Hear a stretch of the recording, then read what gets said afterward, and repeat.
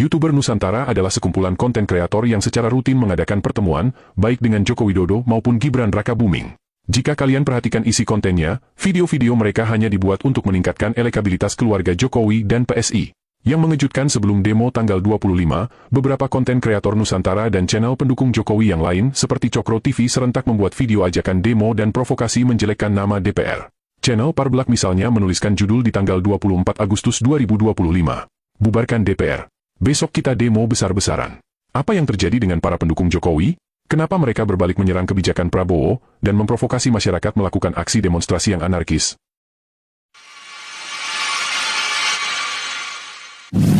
Nggak berhenti aktivitas gitu ya. Tambahin. Udah jada? Perdana. Oh enggak. Jadi gini, YouTuber Nusantara tidak mungkin bisa seperti ini tanpa adanya tol langit. Jangan lupa itu. Yes. Itu adalah buatan Bapak Joko yang luar biasa. Masih ingat wanita di tengah ini? Ya, benar, dia adalah Jati Erna Sahara, kader PSI yang menyerukan untuk lengserkan Presiden Prabowo. Harapan saya saat ini hanya pada Mas Gibran dan PSI. Jangan sekali-kali kecewakan saya dengan harapan. Karena harapan saya terhadap Bapak Prabowo sudah pupus. Saya tidak lagi percaya. Jangan coba bungkam suara saya, jangan coba suap saya. Jangan coba kalian ancam DJ. Jangan, ya. Karena saya tidak punya rasa takut secuil pun menghadapi kalian-kalian. Saya tidak punya rasa takut menghadapi hukum, karena apa yang saya katakan tidak ada yang melanggar hukum. Kalaupun saya menyuarakan untuk melengserkan Prabowo Subianto, itu ada alasannya.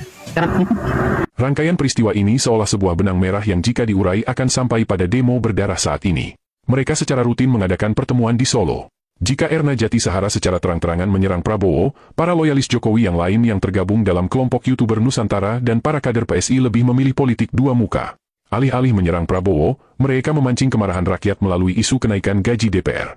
Mereka tahu bahwa kenaikan tunjangan DPR bukan atas inisiatif DPR.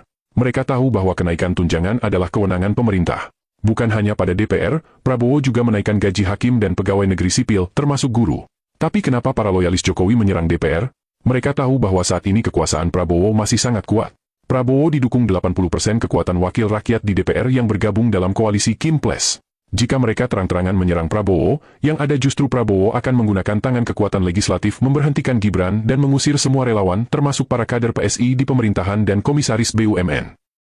Maka langkah pertama yang mereka lakukan adalah melumpuhkan DPR. Di berbagai media, mereka membodohi masyarakat seolah DPR bisa dibubarkan. Padahal kita tahu, dalam sebuah negara demokrasi, 3 pilar ini harus ada, yaitu unsur eksekutif atau pemerintah, yudikatif atau kekuasaan kehakiman dan legislatif atau wakil rakyat.